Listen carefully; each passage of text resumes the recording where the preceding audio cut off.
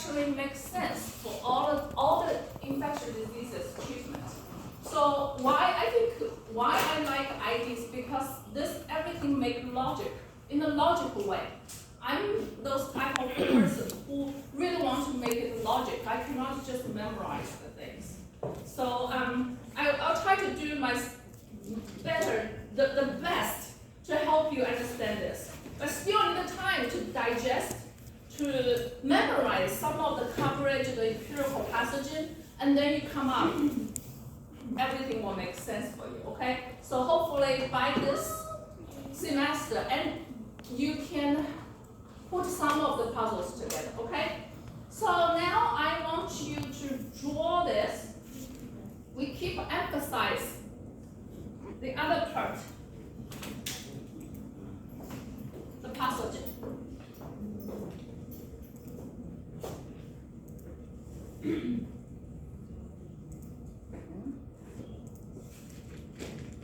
So number one is gram-positive. Number two is gram-negative. Number three is anaerobic. Number four is atypical. Okay? That's how you divide those pathogens too. Then in the future, you need to understand what antibiotics can only cover gram-positive. What antibiotics can only cover gram-negative? What are those antibiotics can cover anaerobics? What are those antibiotics that can cover atypical? Then in those gram-positive and gram-negative, you have some resistant bacteria. Gram-positive, you have those called MASA, MSSA, you have VRE, right? Remember that? Then gram-negative, you have some like Pseudomonas aeruginosa. We use some abbreviations, okay? And you may also see some ESBLs, some of those resistant bugs you see there. So you need to know for each of those resistant bugs, what are the coverage for them, okay? So the most common SSTI resistant pathogen, what is it? What are they? I'm saying resistant pathogen. MSSA, MRSA, okay? So what are the gram-positive pathogens that can cause meningitis? Gram-positive can cause meningitis. Strep, right? That's strep pneumoniae can cause, that's the most common pathogen to cause the meningitis. Also the most common pathogen to cause your CAP, community acquired pneumonia, as well as most of the infection like acute otitis media, sinusitis, because it's colonized on the airway. Okay? That's the most common one.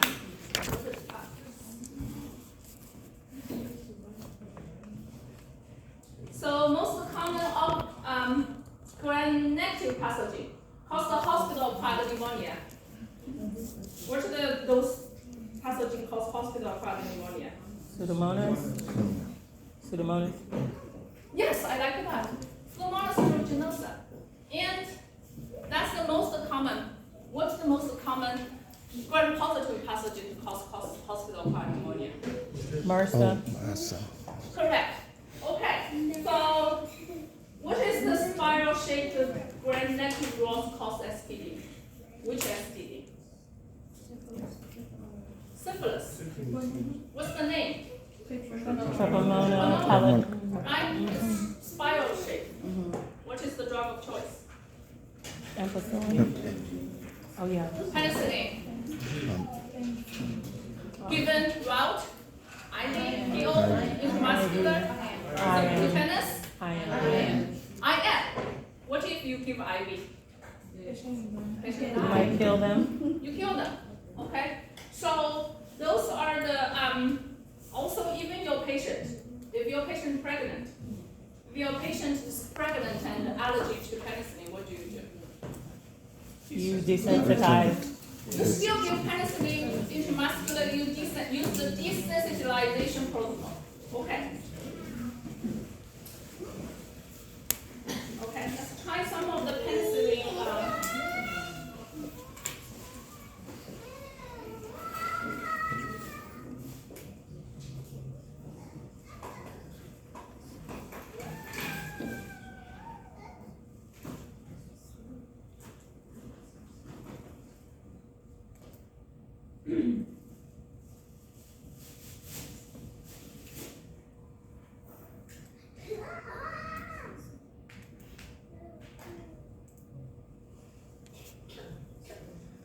Okay, so this is more like free section. If you have any questions, just raise your hand. Don't think, wow, Dr. Wang will think I'm really dumb at this time point. I don't understand this. Sometimes I understand. I ask some simple questions and discuss with my team too. Those simple questions actually is the question for everyone. Not there's no dumb question, no stupid question. Okay?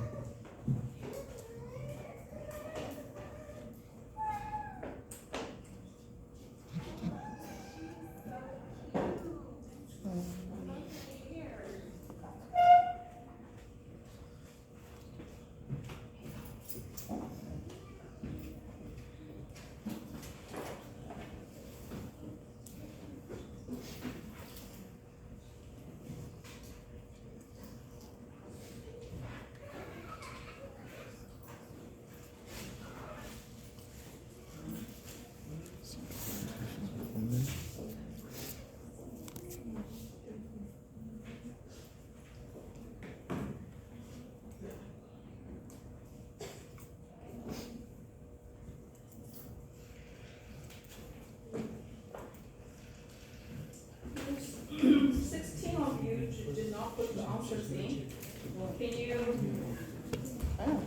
14 no answers? Are you here with me? Oh, put it on. Still 7 of you did not put answer. We only have 23 seconds. If you don't put answers, I consider you're not here. Okay?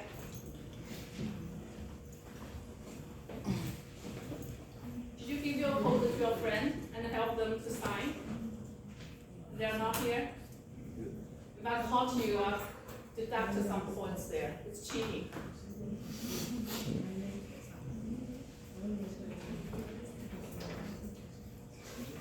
I will help you, every effort I can do, but I hate cheating, you know that. I hate cheating. Because you can cheat maybe short term, but never long term. 2 of those, why there are no answer? If next time I'll see who you are, okay? So, the pharmacodynamics property of unison. What is it? Time dependent. Time dependent. What are those time dependent? Your beta lactam. All the beta lactam, right? As long as you know that unison is the beta lactam, that's okay. So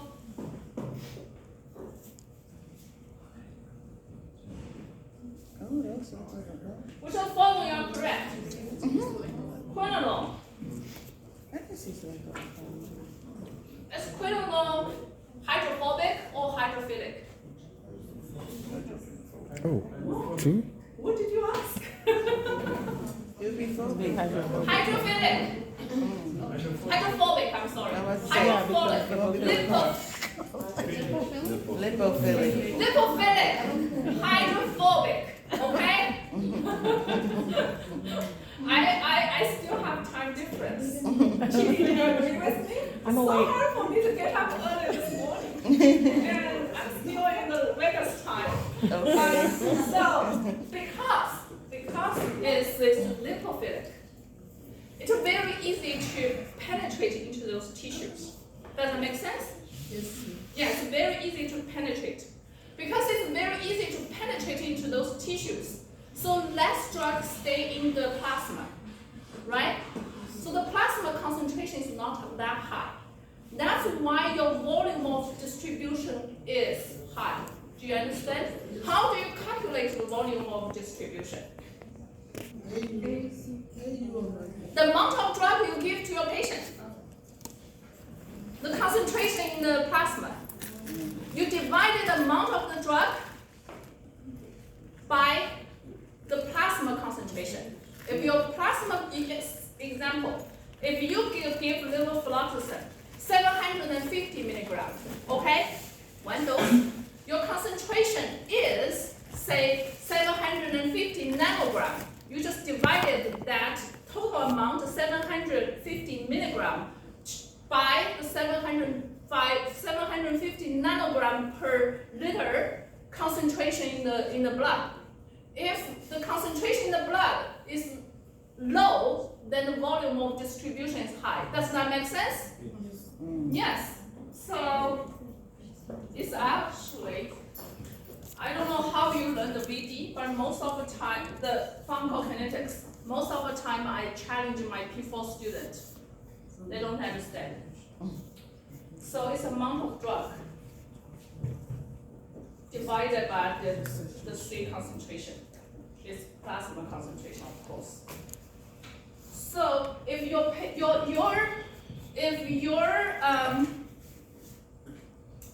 antibiotics has a very lipophilic, means hydrophobic, okay, then they will penetrate more into the tissue. So this will be low. Make sense?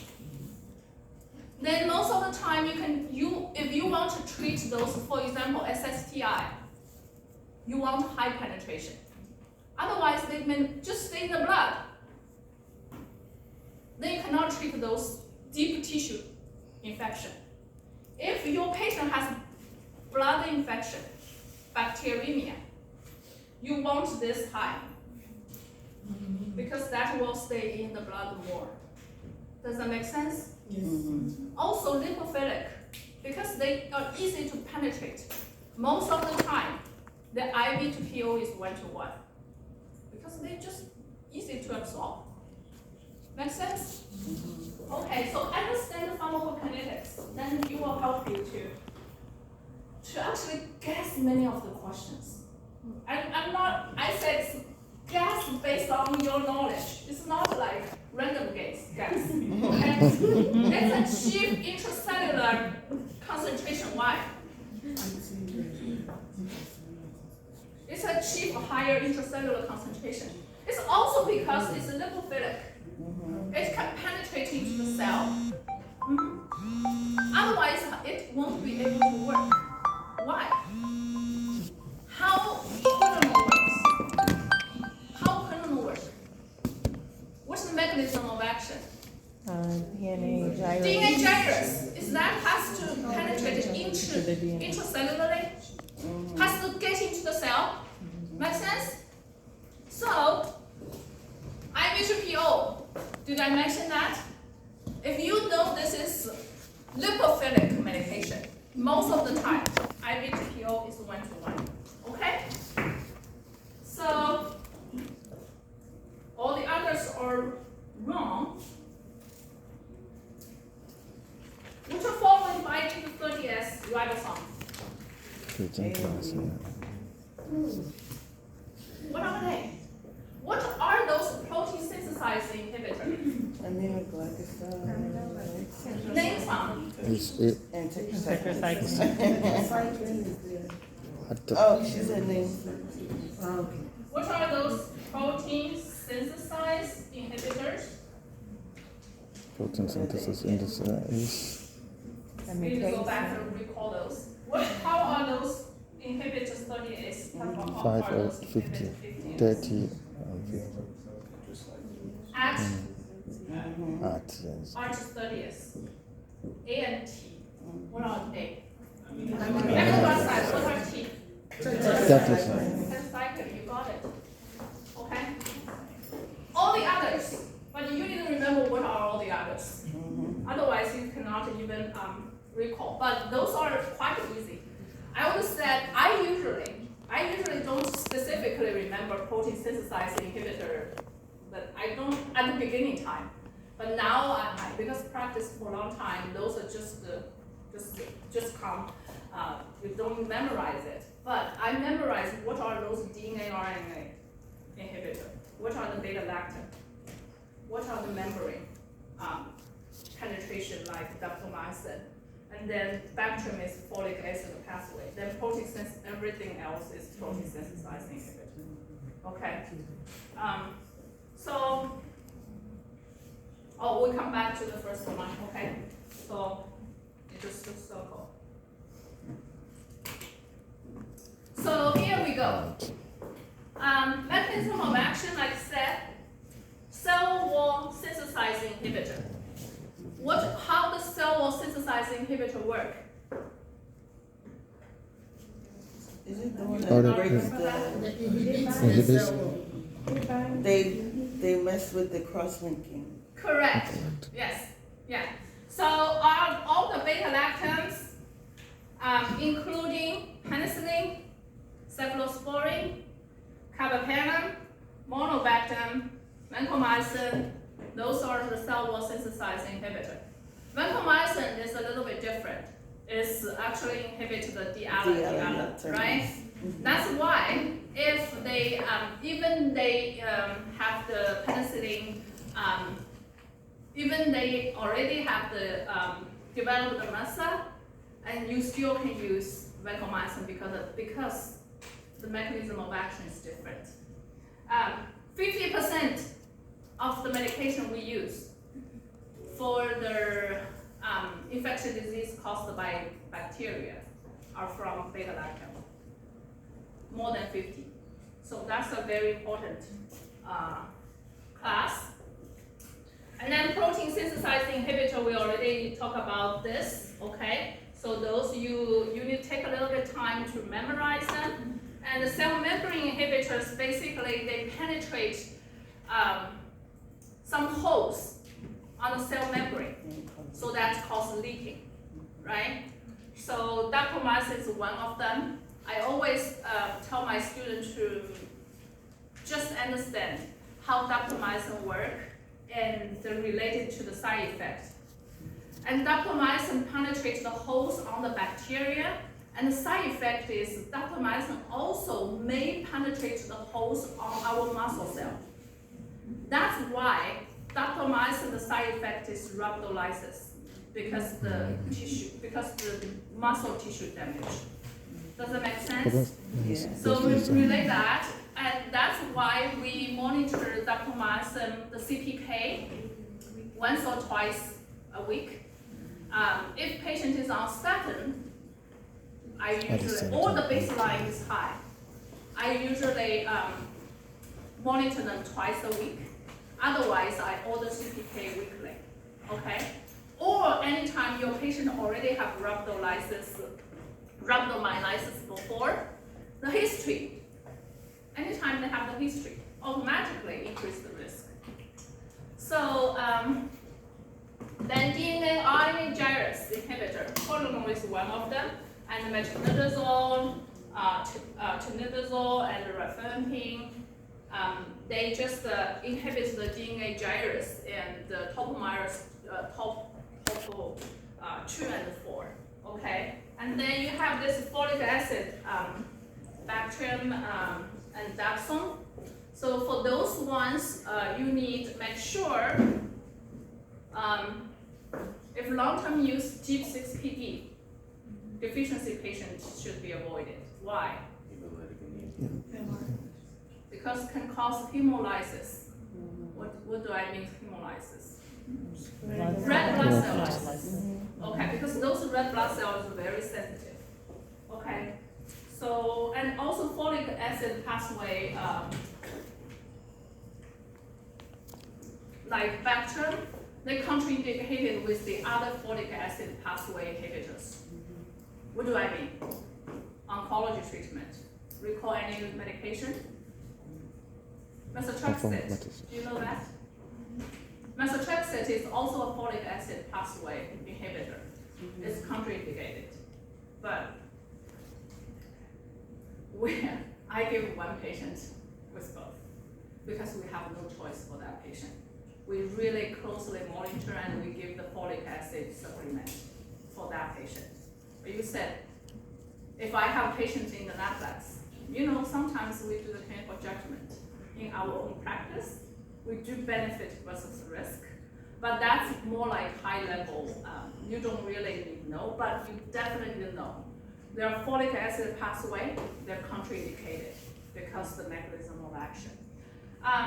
Drug interaction, there are two types of drug interaction. One is called pharmacokinetics drug interaction. Those SIP, those absorptions, anytime affect the absorption, anytime affect the metabolized excretion, all those called pharmacokinetics interaction. And pharmacodynamics interaction, like Bactrim and the methotrexate, because they have the similar pathway. Make sense? Okay. So hydrophilic and lipophilic, we already touched that the concept. What I don't like Neopod, everything else I like, but I don't like Neopod is make this screen so small. So this is also in your IELTS prep book. You should go there to to read it again and again. Every time you read the same information, when your knowledge accumulates to different levels, you understand it differently. That's why you need always go refresh your knowledge. And the hydrophilic, you definitely remember the beta-lactam. Just remember that. This is so important group. Like I said, probably 50% of our patients are on beta-lactam or cell wall inhibitors. Then the aminoglycoside, glycopeptides, daptomycin, and polymycins, those are called hydrophilic medications. You already see that will have a small volume of distribution because they stay more in the plasma, less penetrating to the tissue. And then they usually need a renal dosing adjustment because they are renally eliminated. Do you know beta-lactam? I always teach you there are only two do not need a renal dosing. What are they? Ceftriaxone and anti-staph penicillin. Yeah, naphthalene, oxacillin, disoxacillin. Only these two do not need a renal dosing. Everything else needs a renal dosing. And one time my student asked me, said, does Augmentin need a renal dosing? I said, of course. You just remember those do not need a renal dosing. Then everything else you need, it needs a renal dosing. You remember that. Then when you are on, when the patient is on some of the beta-lactams, if the patient's renal function declined, if usually declined less than 50, and then you will let me check if I need to adjust the dosing. Okay. And which make our clinical practice easier. You just remember some exclusions, you remember something you need to those. And then you usually have low intracellular concentrations because it's difficult to penetrate the cell membrane, the cell wall. So it also have low intracellular concentration. So there are some intracellular bacteria. Do you know why I write this here? This is atypical. Are those bacteria stay intracellular? Okay. So they usually stay inside of the cell, very similar to virus. Okay. So they have to produce the new bacteria intracellularly, inside of the human cell. So you have to have high penetration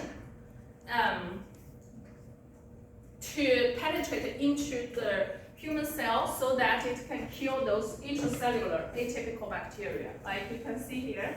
That's why I always remind you, there are actually three major categories we use for atypical.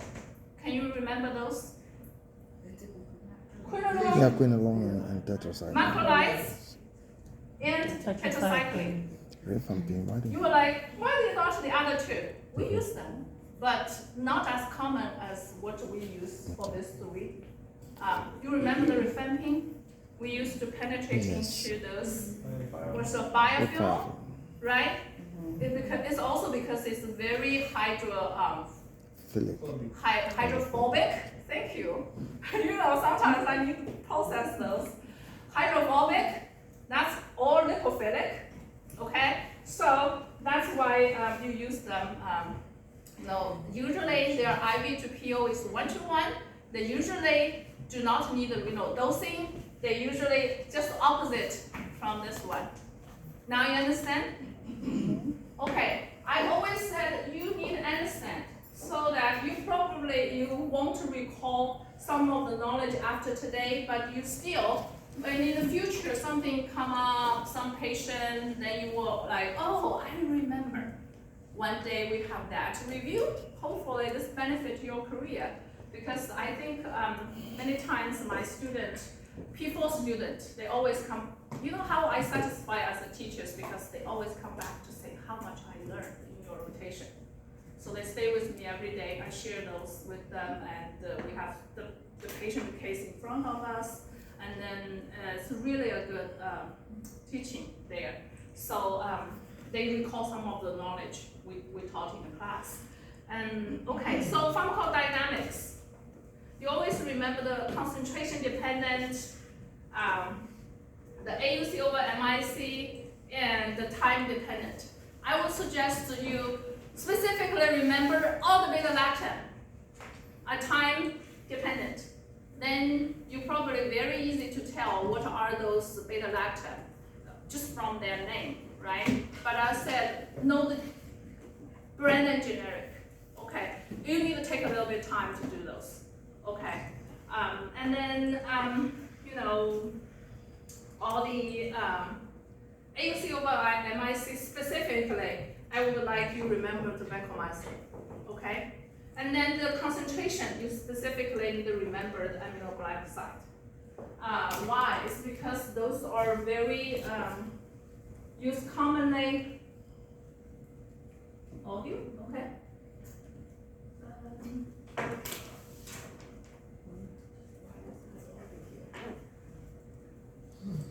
Oh, that's when. Okay, I will just explain this to you. This was the chart I made to help my P4 students NAPDAX review. I'm not sure if I give this to you at the beginning time. If you don't have it, I will send it to you again. Not really big changes there. You still need to remember what are those covers MRSA, Enterococcus, and gram-positive, specifically strep and stuff. Why Enterococcus not put it in here? It's because a little bit unique for Enterococcus there. That's why. And it's also gram-positive cocci. Should be somewhere here, but Enterococcus is a little bit unique. GMRs, those are gram-negative rods, and then you have the Pseudomonas aeruginosa, and also anaerobic and ESBL. I can send this to you, but I will break this down for you in the future slides, hopefully to help your understanding. It takes time to get familiar with this chart, and I see several times I have P4 students that brought charts here to my rotation site. This was my, I review it every day. So this should be an easy question, right? Super easy, right? At this time for you. But for my P4 it's hard because they didn't review it and then they forgot.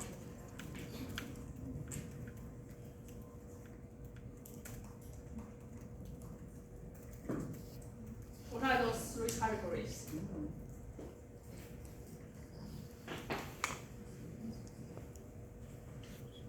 Is azetrione or the monobactam considered as beta-lactam? Yes.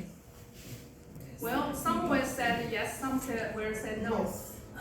Beta-lactam, Activity, It has but not two. structure. it has two ring there. Oh. Okay, monobactam only have one one ring. The structure is very different. That's why monobactam is preferred for the penicillin allergy patient. But if your patient is anaphylaxis reaction to penicillin, you should not use all the beta-lactam group, including penicillin, cephalosporin, and carbapenem. Okay? So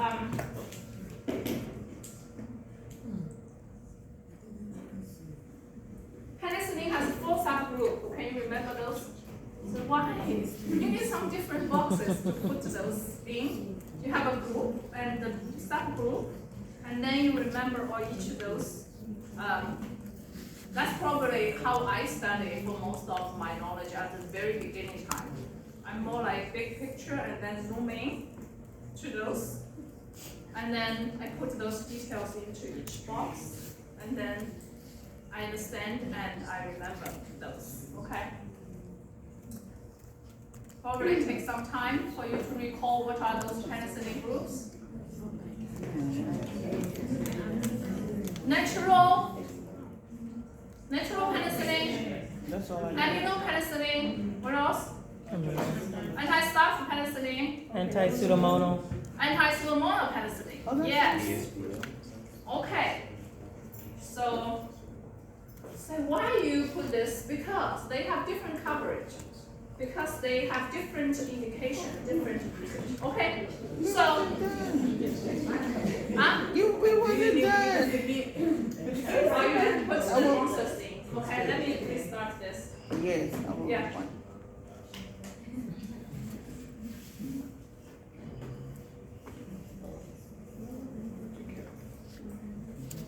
Yeah, make sure you put the answers in so I can check it later.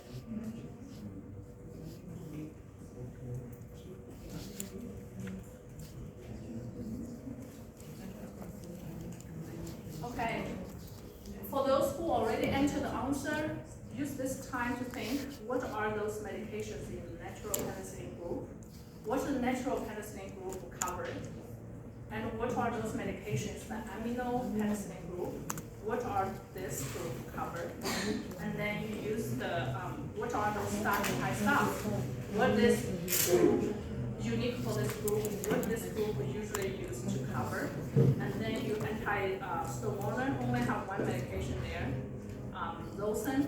Then you will think, how does it cover?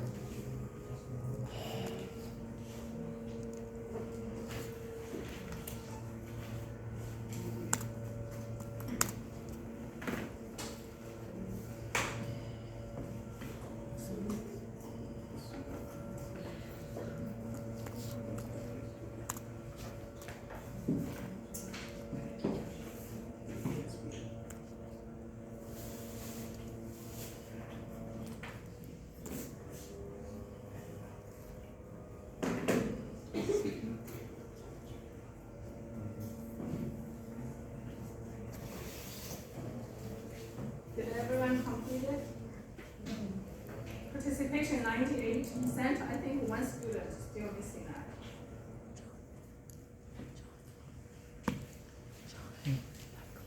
I'm expecting 100.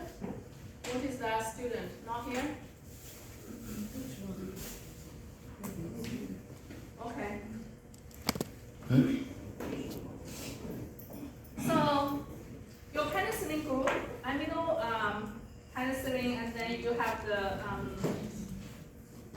the anti-staph penicillin. You also have this. Why I put there is because when you add those beta-lactamase inhibitors, for those bacteria which create those beta-lactamase, then it will increase the coverage for those. Okay, and then Losyn, it increased that's why you see here it's increased the GNRs, because many gram-negative rods may produce the beta-lactamase. That's why when you add this, it's increased the coverage there. Okay, and then penicillin, the Losyn is actually have very broad coverage. It can cover the anaerobic. Okay. And also it covers the stomonas. That's why we call it anti-stomonas penicillin. And then nafcillin is usually most time time we use the for MSSA, it also can cover strep. And also you need to remember all the penicillin group except the anti-staph penicillin can cover enterococcus, but not anti-staph penicillin. Also, the entire cephalosporin group cannot cover enterococcus. You should remember that, because if they said, I have a patient who has enterococcus in the urine, will you use ceftriaxone for the UTI treatment? Why? Because it's anaerobic, Because right? anti-staph penicillin and the cephalosporin group cannot cover enterococcus. That's a general rule. All the cephalosporin group cannot cover enterococcus. Otherwise, the penicillin group actually has a very good coverage to the enterococcus, unless they become the VRE. Unless they become some of the, not the VRE, some of the resistant enterococcus, then you need to use vancomycin, and then they become VRE, then you need to go escalate to daptomycin or linezolid. Okay? So let's have some activities there. You can also review our arts prep book. I don't have time to go to every single details there, but why I recommend that book is because they're just written in a way it's very easy to understand. Also, you need to take some time to memorize, but when you review it, and not just once, maybe twice or three times, then you will understand the ID concepts. Those are like built up from the foundation to explain to you, and then gradually to cover those for you. I don't know how the other chapter written, but ID chapter are written in a really good way, really great.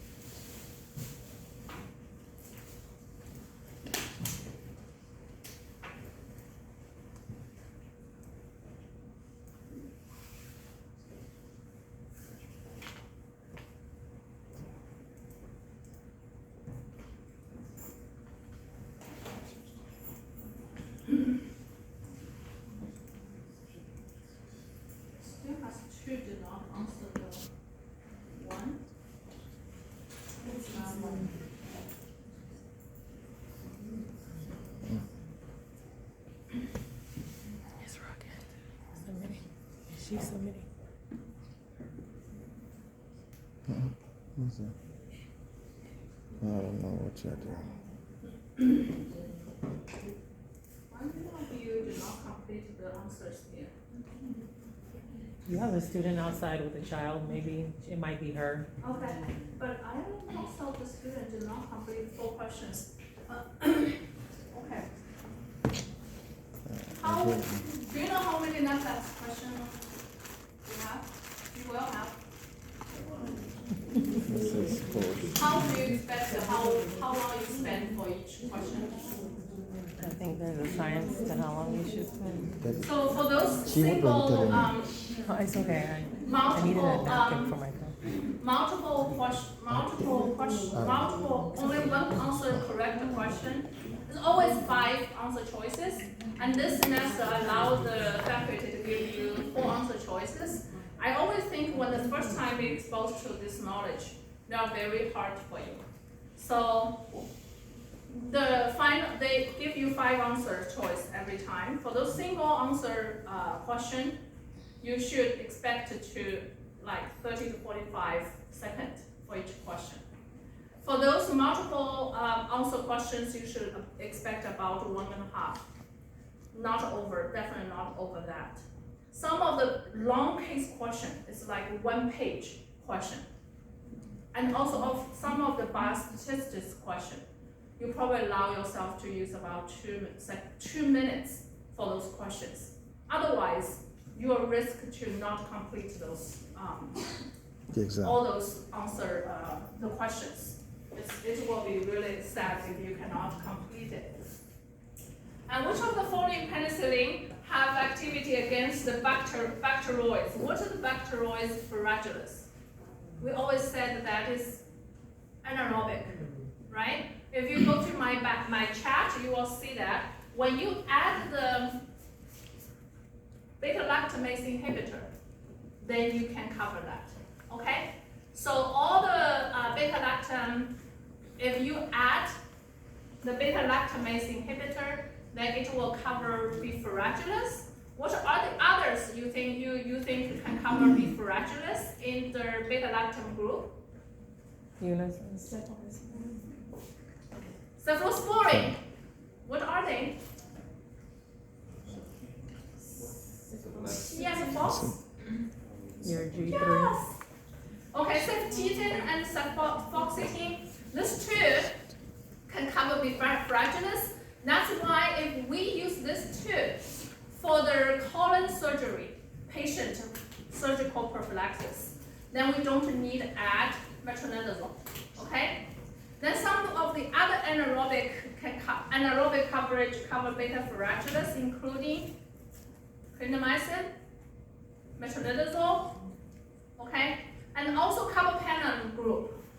Can I cover anaerobic? The answer is yes. Okay? So beta-lactam and metronidazole, clindamycin are some of the medications you may choose for the B. fragilis coverage. Okay? So it's including those augmentin, unison, zosyn, whichever you add the beta-lactamase inhibitors. And the 2 from the cephalosporin group are ceftizine and cefoxitin, and all the carbapenem, they can cover anaerobic, okay?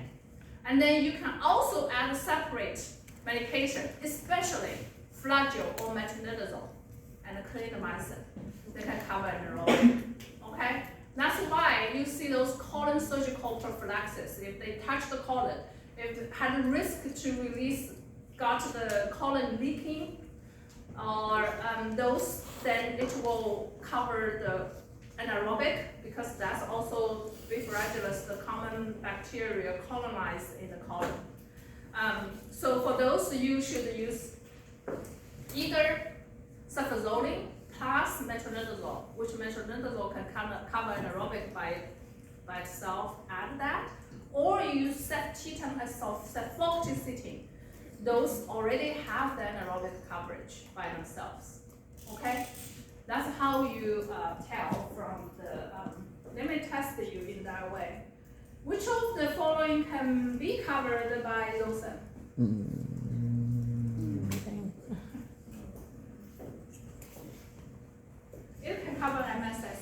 Why?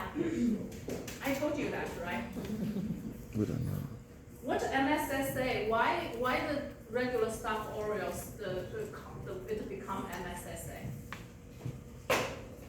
Because it's produced penicillinase. Remember that? If I add beta-lactamase, like Zosyn, will that cover penicillinase? Penicillinase is just one type of beta-lactamase. Does that make sense? That's why it can cover MSSA. Yes, it can cover. Augmentin can cover MSSA too. Because MSSA just includes that penicillinase. Okay? And then how the MSSA become MRSA? Do you remember that? I remember at the very beginning when I taught those lectures to you, everyone can answer it. That's why I think you need to refresh your knowledge. Remember that PBP2 binding site alteration? That caused MSSA become MRSA. Because the penicillin binding site changed. That's why none of the beta-lactam work. Because the beta-lactam work on the penicillin binding protein site. Does that make sense? Yeah. See, Yana. It's so boring. I'm so sorry. And That's a good so one. when you have this penicillin binding site change, you can only use vancomycin because different mechanism of action. Not go through the penicillin binding site. Okay, it can cover Enterococcus, Streptococcus, can cover space, can cover Pseudomonas, and anaerobic. A very broad coverage. You were like, what? It cannot cover. How can I remember that? What it cannot cover? Do you know how we do in the clinical practice? We escalate Zosyn to meropenem. If the patient still gets worse on Zosyn, we're like, maybe we're missing some coverage.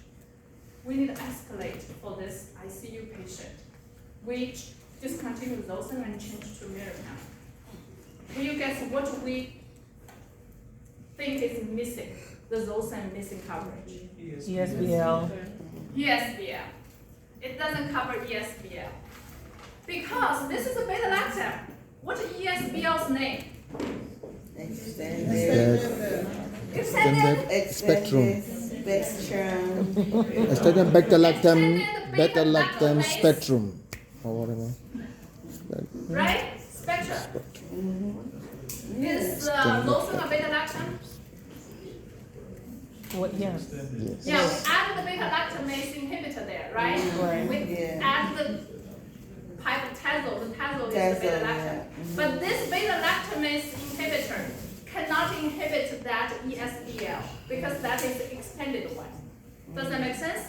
That's why we use carbapenem. The carbapenem work.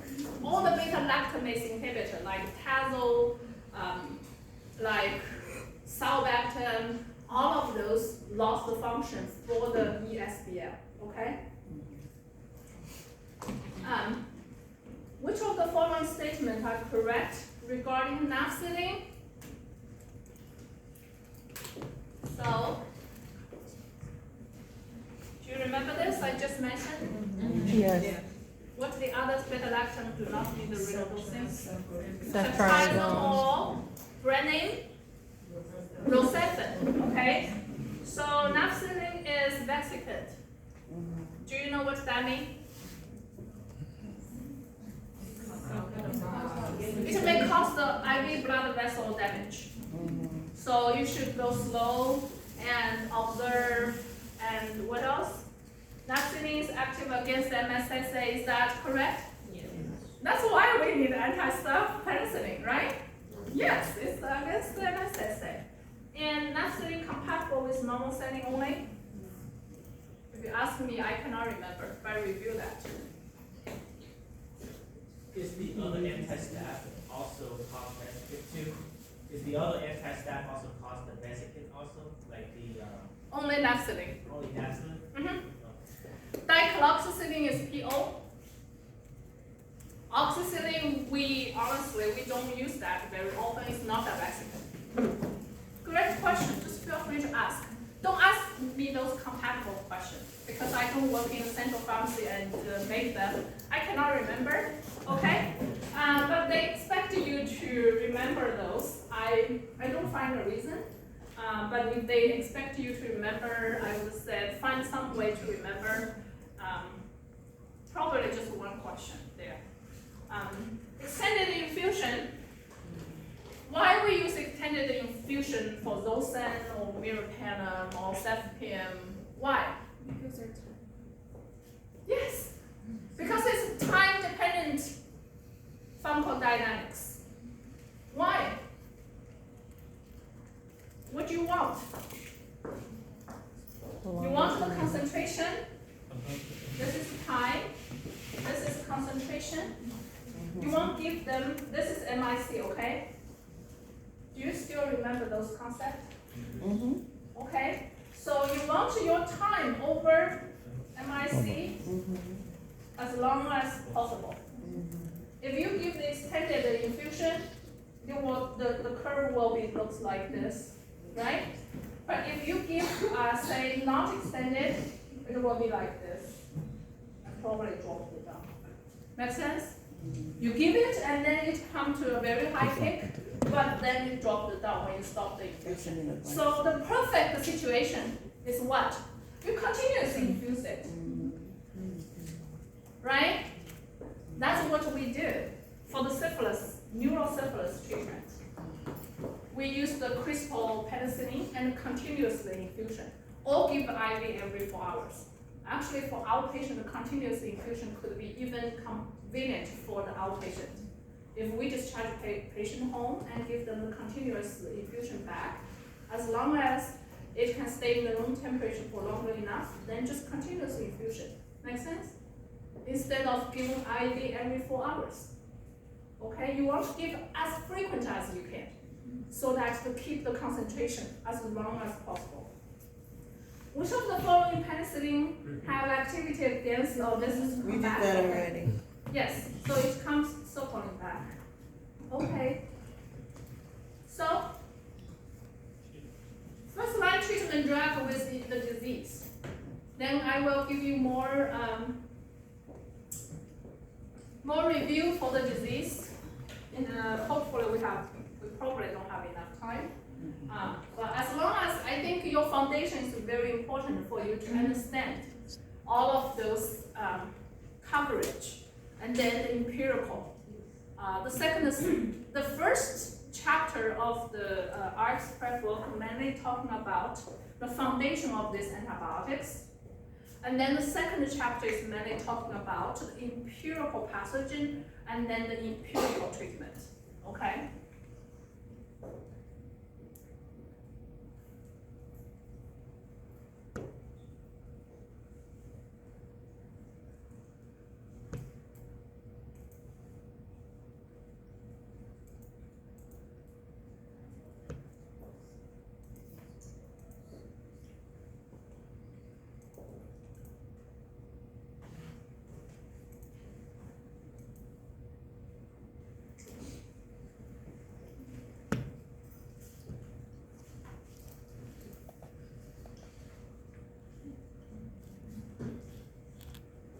Today.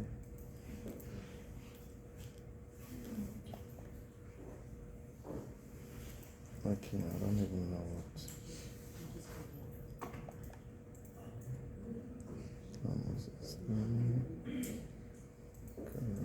I still didn't see some of those students starting. I think some like 4 students. Wow, okay, that makes sense. There's still.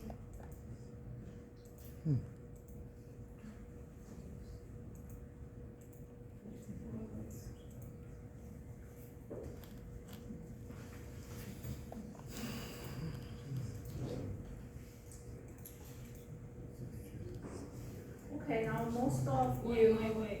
Do you need a little bit more time? Yeah. Okay. Yeah. It's a amoxicillin that's killing me.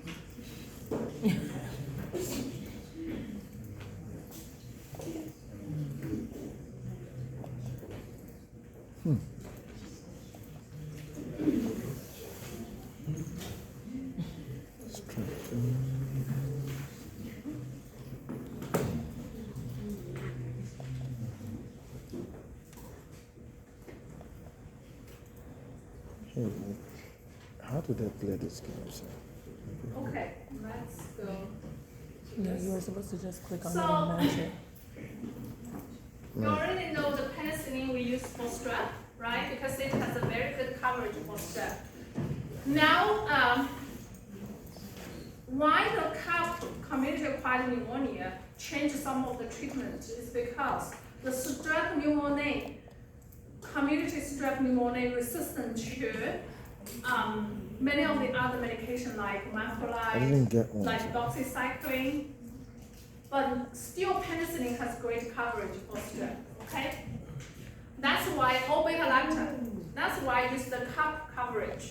The community-acquired pneumonia, if we have time to go there to review it, you see strep pneumonia is the most common pathogen. That's why when you treat some patient, if they have comorbidities, outpatient, you want to use atypical coverage plus beta-lactam. Because those atypical coverage, we use doxycycline or macrolide, they're already not reliable for strep coverage. You need to add separate beta-lactam. Or you use levofloxacin or moxifloxacin. Do you recall those?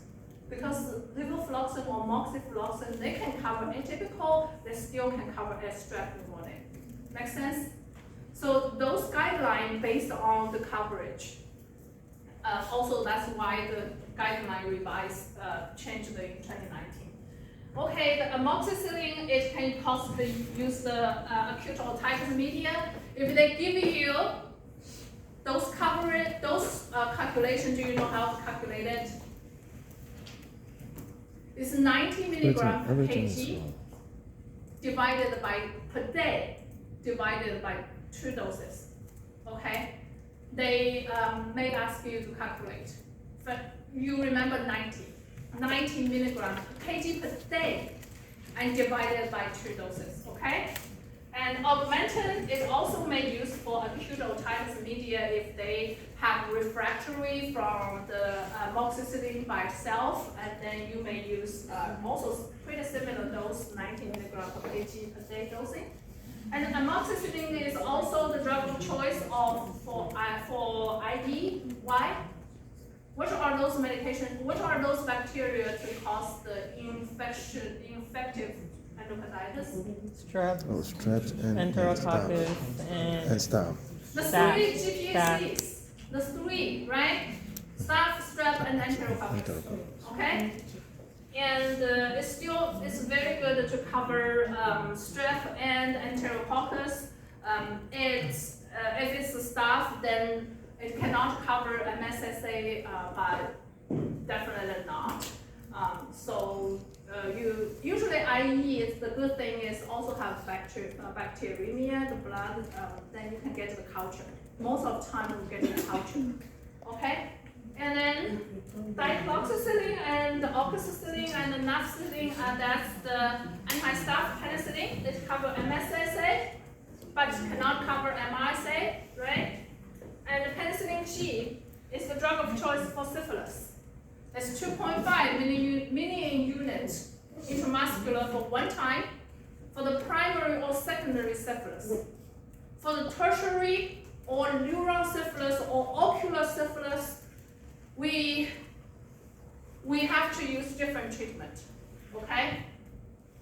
So for the tertiary or latent treatment, you can use intramuscular one time weekly for 3-week treatment, okay? For the neuron or the ocular treatment, you have to use the IV crystal penicillin. Okay, so Lawson, that's the only penicillin active against the Pseudomonas, right? That's why it's called anti-Pseudomonas penicillin. Okay, so here are, we are talking about cephalosporin. How many generation? 5. Okay, question. I have a quick question. Yes. Regarding to the acute otitis media, with the amoxicillin, on the Naplex, the RX prep, they mentioned about when you counsel the patients, they tell us to not to also include to watch for 2 or 3 days to see if the symptoms still occur. Do you recommend telling the patient that too, because they just like give me what my doctor wants? Yeah. should you- Okay, that's a great question. So what are those patients you observe? Like you observe the ear pain. Based on the age and the symptom, is that correct? Yeah. Yes. So usually what the practice is, pediatrician prescribe the medication to the patient, to the parents. And then for those patients who qualified for observation, they tell the patient don't use this and observe for 48 hours, okay? Only for those qualified patients, based on age and the symptom, okay? So go back and review that. So if your patient are qualified for those observation, then they need to observe. Do not take the medication, okay? You don't want your patient come back 48 hours later again, and if their symptom did not improve. Does that make sense? Okay? And also, this is, I always try to point out, there are two population or two category of patient. We still use penicillin, even they have penicillin anaphylaxis reaction. Do you know what are those two populations? I just mentioned one. No, then it could be pregnant or Pregnancy woman, and Or that's infant. if they have syphilis, okay? We still use penicillin, we use desensitization protocol, okay? The second population is I was like, that's the acute otitis media children. If they don't have anaphylaxis, penicillin allergy, we still use cephalosporin, okay? But on clinical practice, we use that all the time. If the patient has some rash for penicillin, we always assess the penicillin allergy, how the signs and symptoms, how severe that allergy was. We still use cephalosporin, we still use carbapenem. You see that very often in hospital. But usually what we do in the practice is we search the history carefully. Did they get those medications before? That's number one, I will do. If I see they got them before, then I'll just verify it. And if they didn't get that before, then I will go talk to the patient and family member to get more detailed allergy reaction information. Make sense? Okay, but for NAPLAX, there are only two populations. If they have penicillin allergy, you suppose do not use beta-lactam. If they have penicillin allergy, true allergy, you don't use penicillin, you don't use cephalosporin, you don't use carbapenem. Only two exceptions. One is syphilis pregnancy woman. The second is acute otitis media patient, children. Okay? But I would say, not just for children, most commonly happen in children, but some adult patients also got acute otitis media. My previous preceptor got it. She was like laughing at that. She was like, "Oh, I'm still young. I got this." This is most commonly in the pediatric population. Okay. Oh, I think I.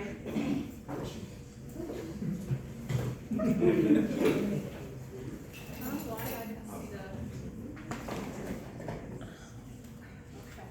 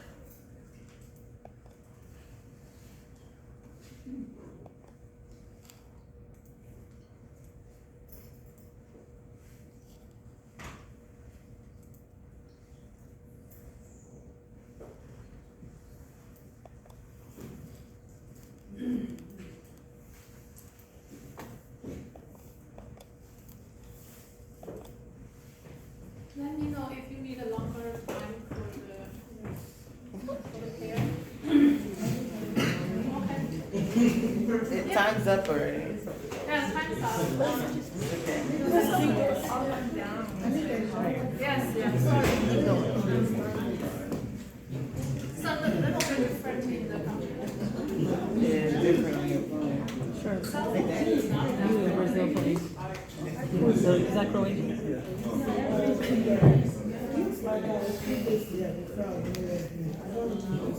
Okay. While you're, let me read this here. So, try to review it. So like, why I need this? Yeah, Netflix, I found many questions. Just take Brandon generic. Just Really? check, just test your Brandon generic. Oh, that's my whole No, I exam. put a very long 3 or 4 lines sentences say, oh, this 53 years old woman got this, and the doctor prescribed 7 p.m. and then put a really long, and then what is medication branding? Exactly, they give you like really long questions, like 4 lines, and your patient diabetes, and the medication history, and also vital signs, and then prescribe this medication. Then just ask what is, you should dispense this medication brand name. That's it. Is that why you always ask us to read the question first? Sometimes I just I just go straight to the question. But it's always, I'm like, hold on, let me go back to the story. What is it? Then if I need more information, I go Then I back go to to the read. story. Yes. Yeah. So. I was like, I'm not even know. Okay, so go back and review that. I emphasize this, it's very, very important. Okay, so if you, okay, I think, That's it? oh, did you die, what did you die? I don't If know. you thought you weren't even leaving 1 Did hour. can you see that? No, say no. Maybe because Continue.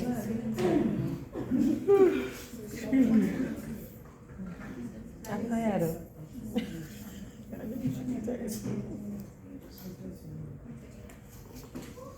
I'm tired.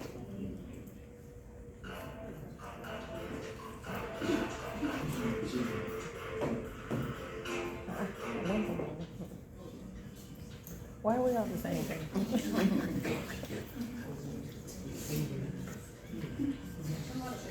That's what I was thinking.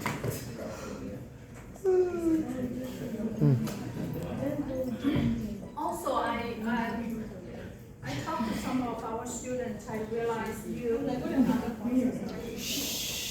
have a lot of class, but I have to, don't because I am the coordinator for PT, but your TPT is very important for the NAPLAX test. Okay? Just keep in mind on that. So don't because I'm nice, just study less for PT. I have less risk to fail PT because my coordinator don't want the class to fail. She tried the best to help us. It's not because of that.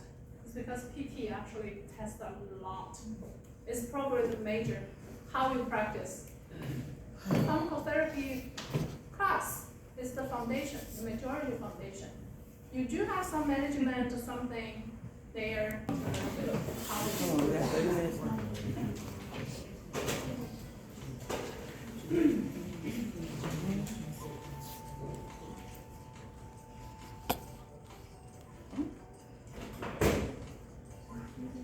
What's going on? Oh, join the game. That's what I was. You're supposed to say join the game. Remember, I'm saying the first generation, IV.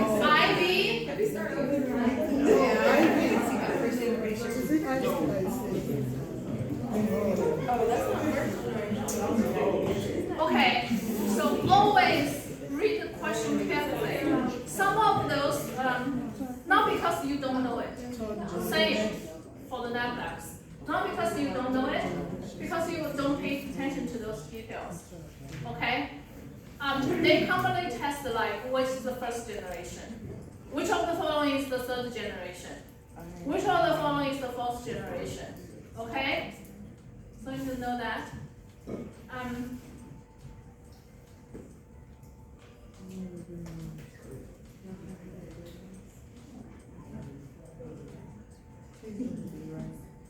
That's the only third generation I know.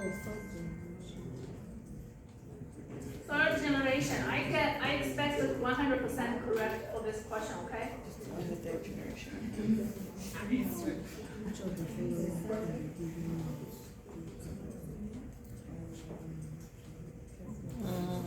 Even by mouth. This is a little bit hard question, but those IV, you remember what are those IVs? Okay, I think IVs medication is easier. They have less, not that many. Okay.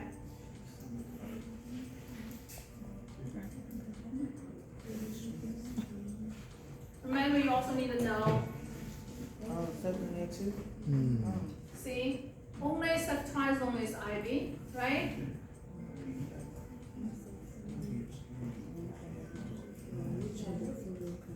Pseudomonas, two medication from cephalosporin group can cover Pseudomonas. You remember that? Forte. The fourth generation Cepium and the third generation No. Ceftazidime.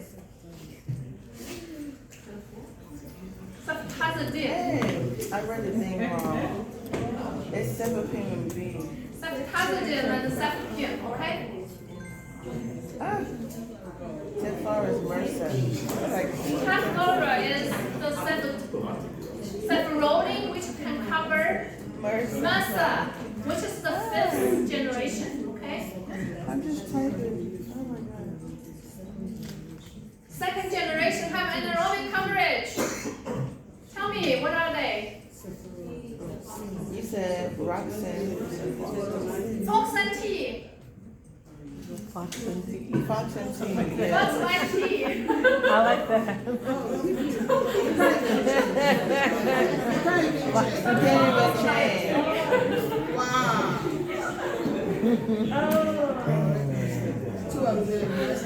It was one of them. It was close. It's okay.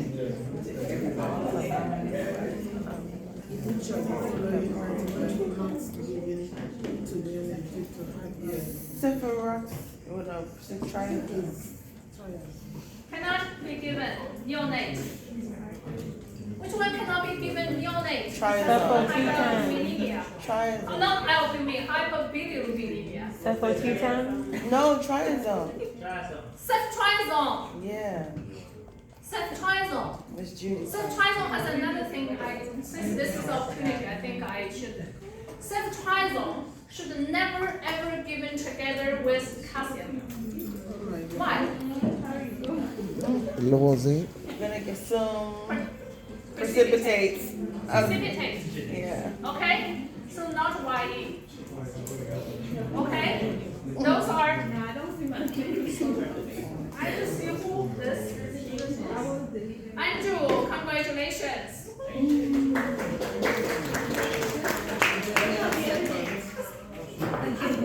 Who is Janae sitting next to? Janae. It makes sense. It makes sense. This is another cephalosporin.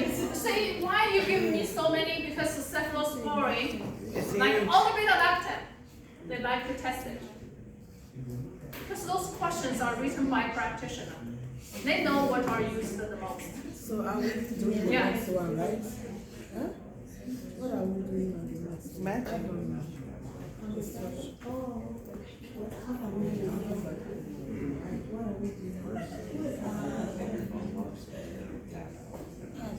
What are we doing here? You're matching. Yeah, We'll matching. close at 11, okay? No matter we can finish or not, how much we finish, because actually I have a full 4 hour for my P4 students, but I want to give you some summary for foundation. And when you P4, hopefully we have the opportunity to have another one, help you refresh your knowledge.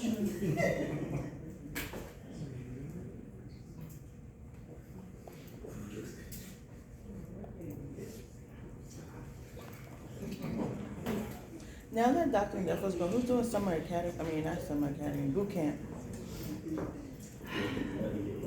Dr. Nadefo left our university. It's the biggest loss for all of you, for me too. I'm not kidding. I know, but She is the best professor on the state. She cared our student and she trained me. I was sad. She put a lot of effort and time for the NAPLAX review, the book camp for the people student.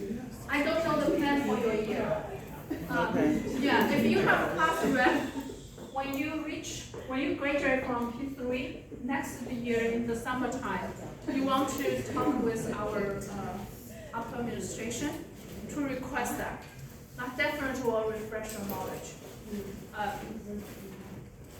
I heard there are some plans there. okay. But I because of my research, I won't be able to. But you're coming back as Teach ID, right? If they will, someone will coordinate that, I can give you the ID part, the review.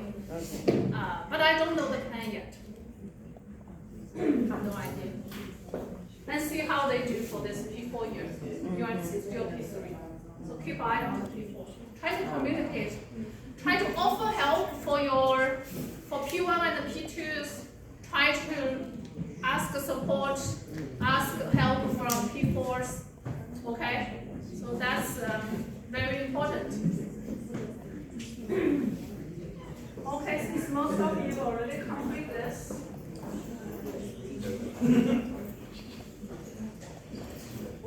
Okay, this is another one we want you to know.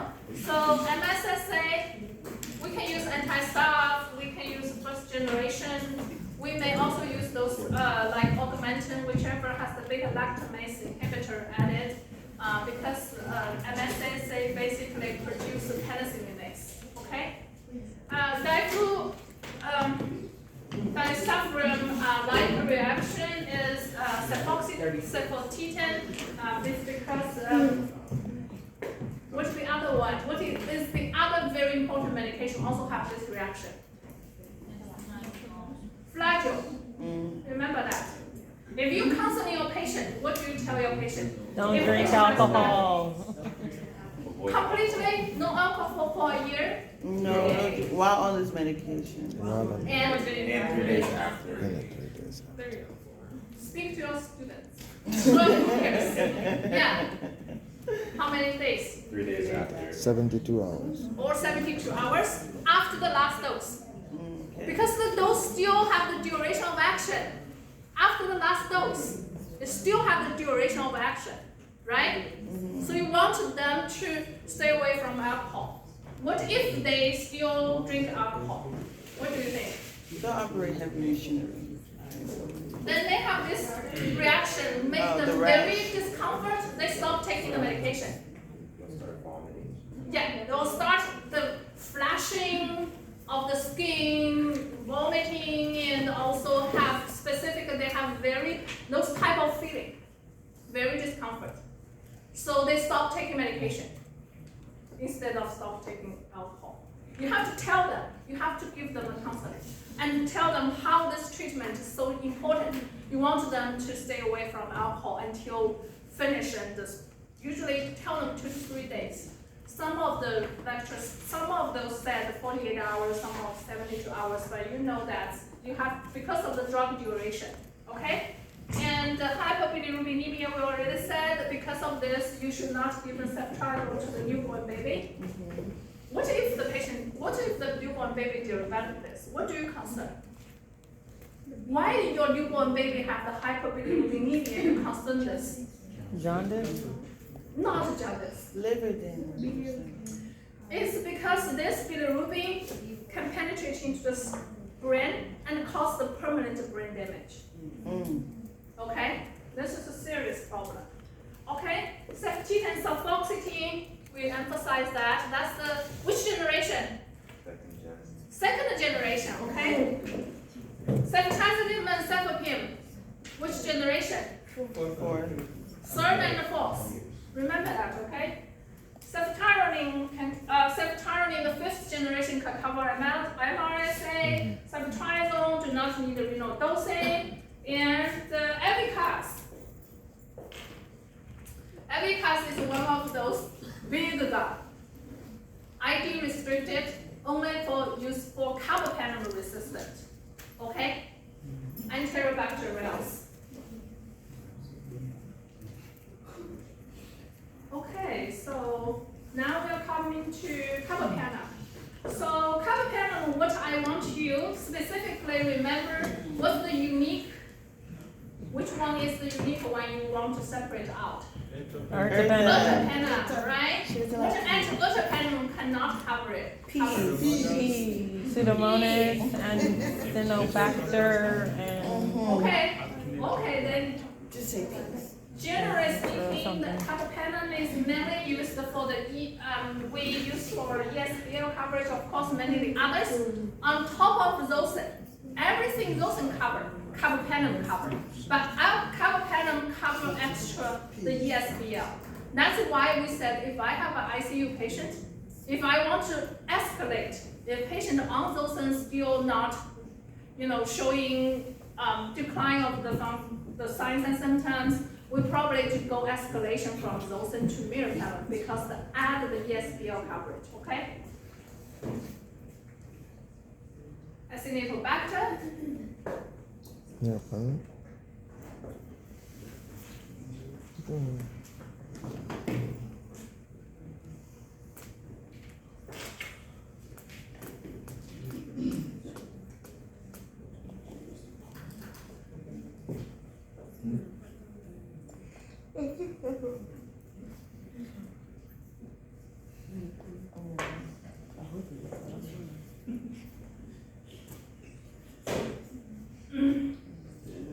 I don't know how to pull this. What's the correct answer? meropenem. Yes. So stay on top for Acinetobacter coverage. Carbapenem is. You will not accept ertapenem, okay? So are the best option.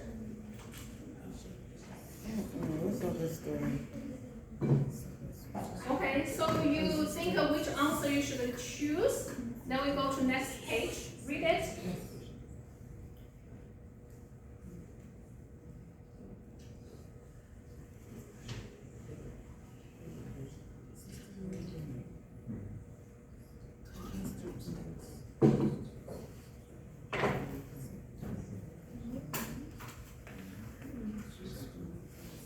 This is an easy question, right? You should be considered an easy question.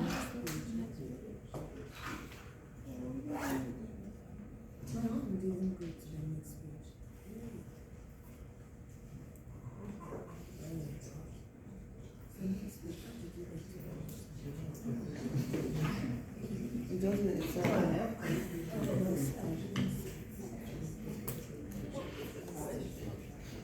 So which is one is the correct answer?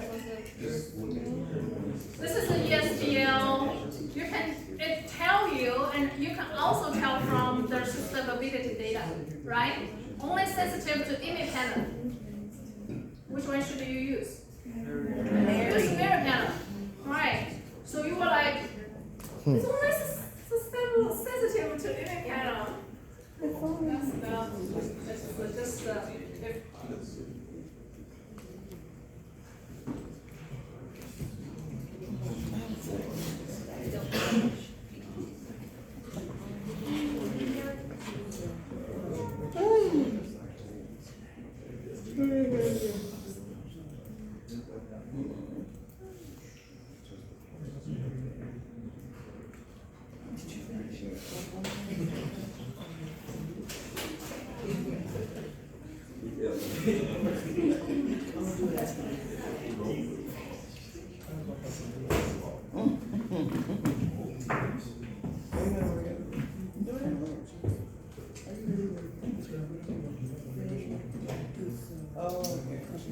Okay, now you have to work up to that.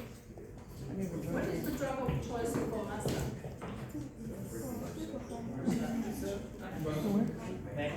Vancomycin. and daptomycin, and linezolid, those are IVs, and ceftaroline. What are those PO options? Not Vanco. Linezolid offer the PO. What else? Vancomycin PO? No. Promasta? That's why I said not Vanco, not Vanco. It's proceeded. Wrong disease. Okay. Spectrum and doxycycline. And clindamycin may not be reliable unless you have a D-test.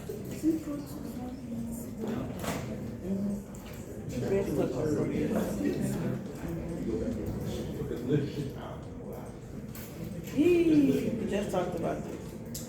Yeah. Who are these 15 people? I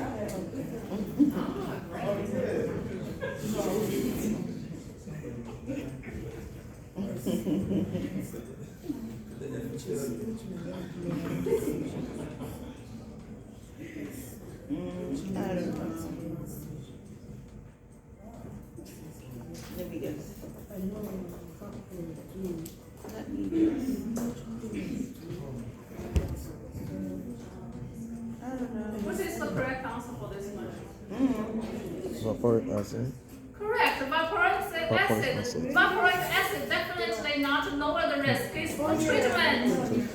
Oh, Okay, so penicillin or the beta lactam actually may cause the lower the threshold, and also quinolone group lower the seizure threshold. What does that mean? Lower the seizure threshold? Yes. Means they are very vulnerable to develop the seizure now. Okay? If they have the seizure history, now even the previous on the seizure treatment, their previous seizure treatment may not control the seizure, and now they may develop the seizure because the seizure threshold is lower. Make sense?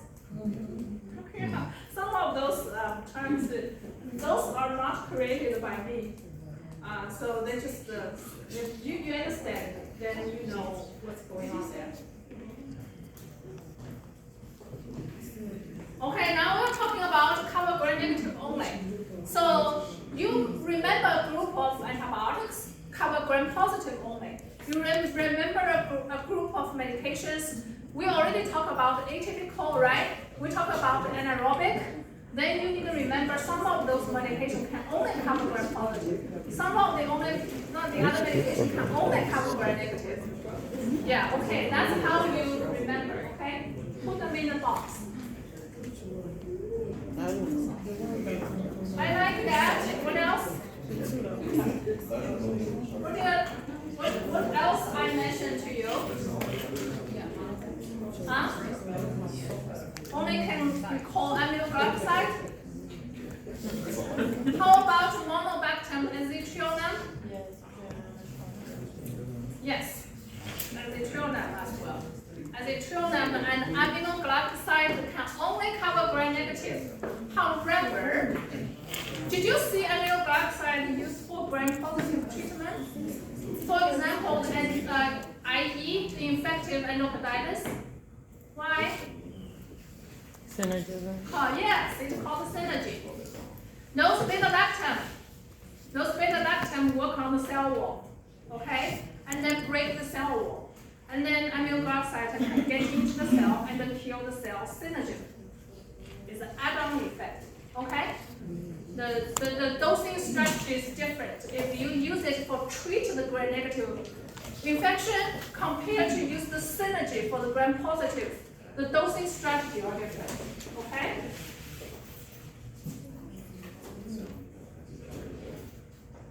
So, aminoglycoside, azithromycin, ceftazidime, there are some similarities, and also colistin, polymyxin B, they only cover gram-negative, okay?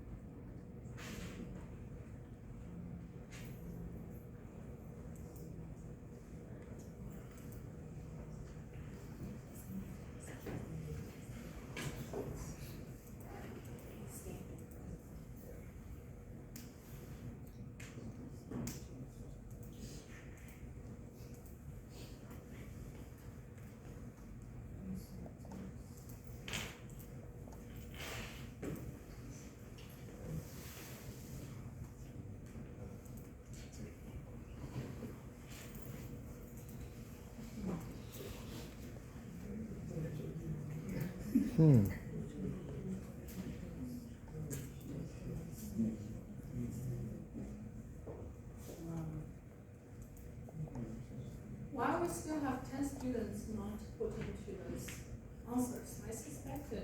Can I have the roll call? The signing sheet? Did everyone sign in? No, they kept it back there.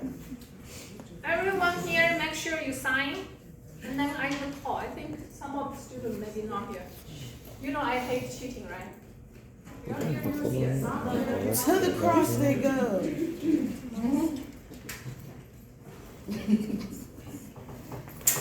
Thunder, fire, lightning.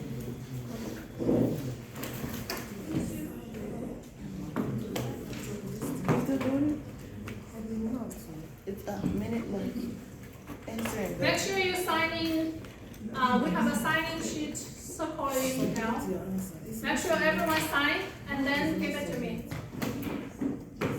Oh, you tell me you did it.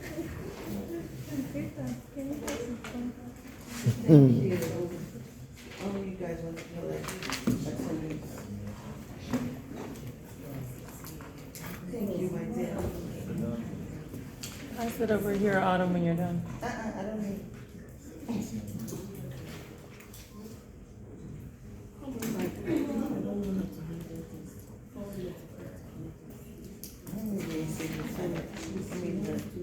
Just which of the following She is. patients? It's your last. Pass it down, press on her, give it to her. No, you have 45 seconds left. This is not, is this iPhone? Why it look like that? There we go. You already submitted it. I count Check out those. 250 students. Which of them? That's a lot. Why have 50 students? Roger is outside with her baby. She's I know, I really- count her If in. the, And also, yeah, Oh, he and then he left. I count him in. Oh. Did anybody go to the restroom? It's okay for her to stay outside, it's fine. Yeah, but she haven't signed. I know, but I only have, can you count, one, two, three, four, and count it for me? Quickly, She said she already counted her. Oh, I count her in, thank you. yeah, I count her in, and the gentleman just left.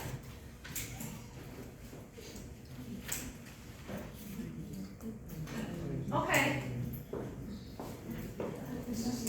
Who's choosing? John, did you write anybody's name?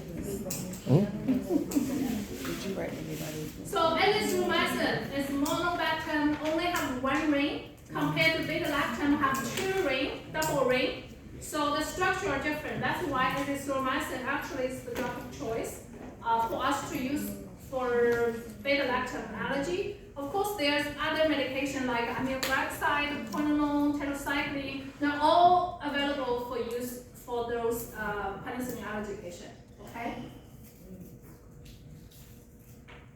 Gentamicin is used combined with vancomycin. You know that is synergy effect. We just discussed that. And then initial gentamicin dose. Okay, so EID. like I said, the treatment has two dosing strategy. Can you tell me what are they?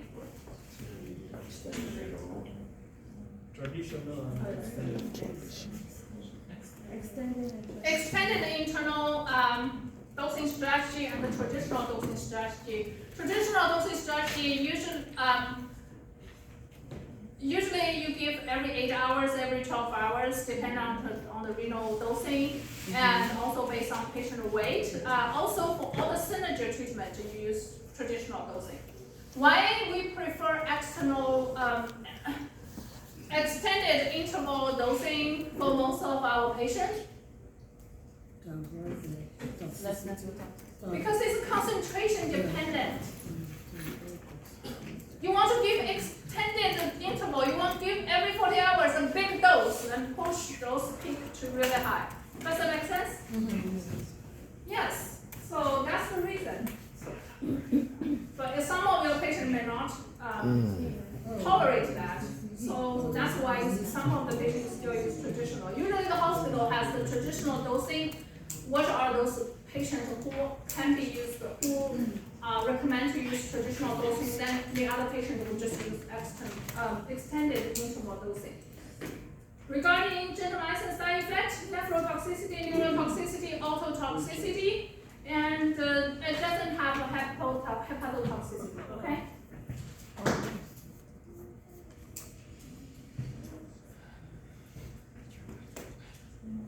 What antibiotics group cover atypical? We just talk about that. I just need you give me the class.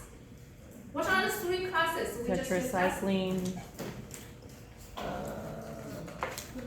fluoroquinolone, Quinolones, and one more, macrolides. macrolides, Tetracycline. tetracyclines. Okay, correct. We don't need this, right? Okay. You still want to put the answers in, or we are okay to move on? Move on? Okay. So atypical, we already talked about this. So let's have some practice here. Yeah, I think we should be okay to be able to finish the part 1. The part 2 is the chapter 2. Probably in the CV in the P4 year.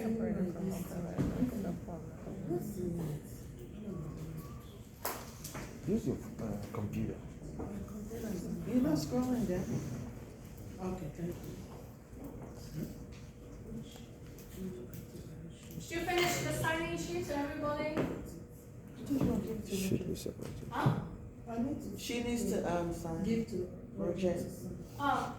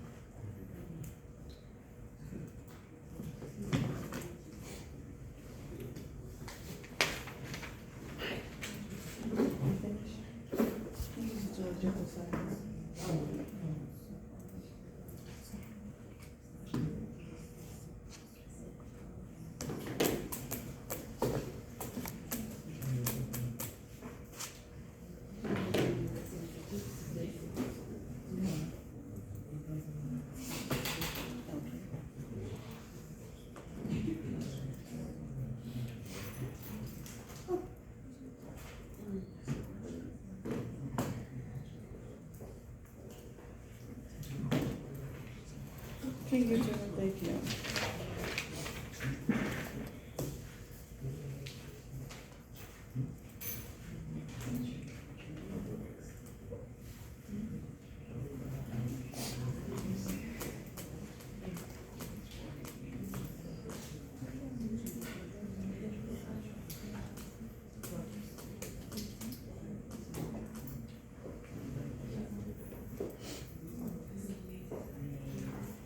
Which of these cannot cover straight? Second.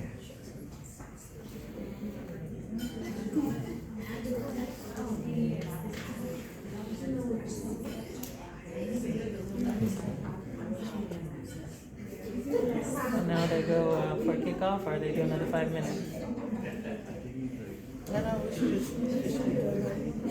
Is it, so they don't go for 7 minutes, another Question, how many, whoever scored it for So 5? answer, you don't know the answer. It's clear.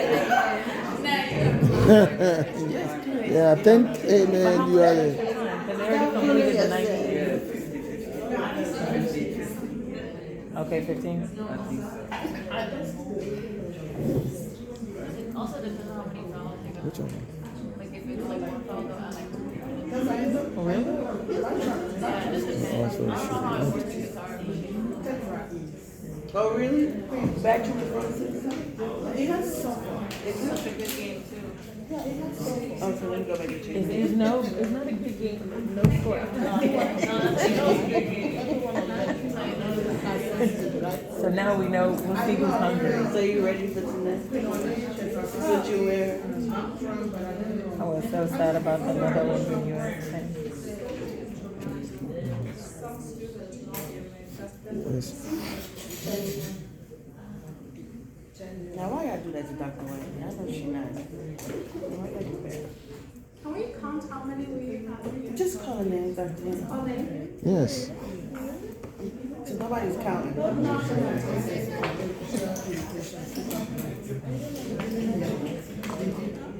I have the lowest.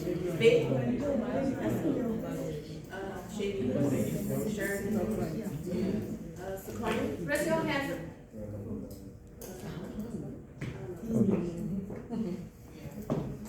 Indiana. Nick is here. Drop off charges. Leslie is here. I.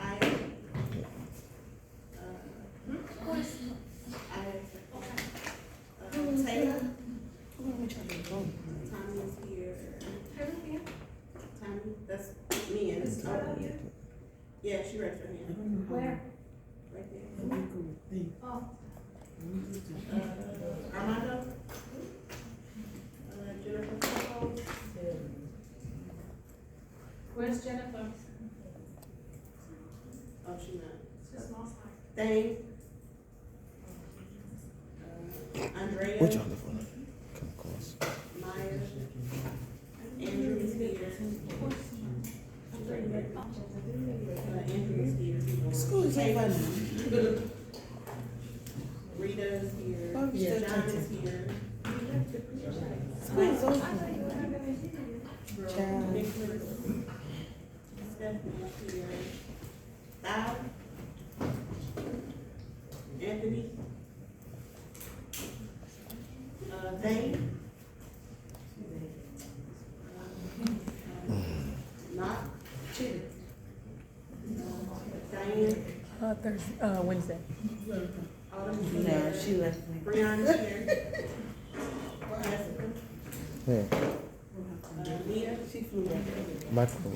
Marco. Latifah's here. Sarah. I'm right here. Daniel is here. Huey. The guardian does the same thing. Jay is here. Ben. Oh, you went to work. Oh, that's what it does. Christina is here. Stephanie Miriam is here. Renee is here. Linda is here. Andre. Lynn. Alexis is here.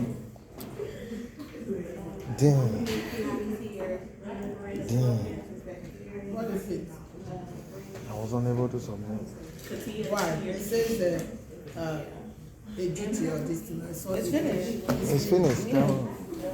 It said edit. That means you submitted before it says edit. No, you have to press submit. You have to press what again? Julian Tom. Submit by the down there. Patricia. This is working. Just gonna stay her She said not today. Okay, so let's review this and then I will talk about. It's 11 o'clock. Yes, I'm letting you go if you. Okay, so separate from the multiple vitamin supplement, the drug interaction, the hormonal and the tetracycline. Oh, did you say They will, those They might say that they do one. monocation or polycation. Poly. What are those mono? What are the poly? Mono are the sodium and potassium. Yeah. Not the sodium and potassium. Only the poly. The poly means calcium, Magnesium, magnesium. magnesium, aluminum, all All of the those. two Okay. columns. Okay, Apollo. So this one is test you the myelosuppression of bacteria. And Get it? Ciprofloxacin. Cipro cannot cover strep, right? Moxie cannot cover sodo. Pseudo. You remember that? Yeah. So definitely need to know this. And Moxie cannot cover sodo. Moxie cannot use for UTI because it's not urine excretion, means it doesn't need renal dosing. And so the following has fewest drug interactions. Okay, so clarithromycin, erythromycin, both are the strong CYP inhibitor.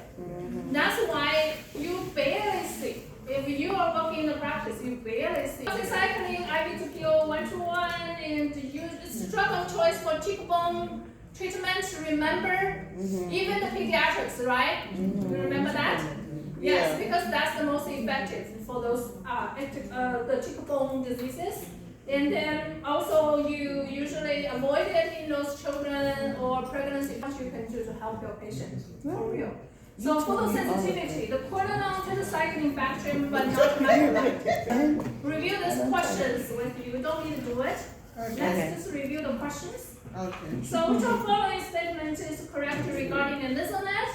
And this actually associated with bone marrow suppression, but usually not short-term treatment. For those longer than 2-week treatment, you may see the platelet drop, the hemoglobin drop, cause the flow, especially actually platelet. We see those patients very common. And then PO medications that cover muscle, we already reviewed that, okay? And IV antibiotics cover muscle, we review this too. And those antibiotics cover VRE because it's a vancomycin resistant enterococcus, so you should not use vancomycin. You can use vancomycin or midazolam. And then which are following correct regarding vancomycin? First line for muscle infection, but not VO, okay? IV, it can cause infusion reaction, the Redmond syndrome. We barely see this in clinical practice because FF already said the rate restriction. And target goal AUC over MIC 400 to 600. It can cause autotoxicity and nephrotoxicity if considered alternative medications. When muscle MIC greater or equal to 2 microgram per milliliter, you were like, what does that mean? We use this as a cutoff to show you the sustainability data. If it's greater than 2, it means most likely you are risking to fail. That's why you should not use, okay? Which of the following statement is correct regarding the listener that's back? Okay, so,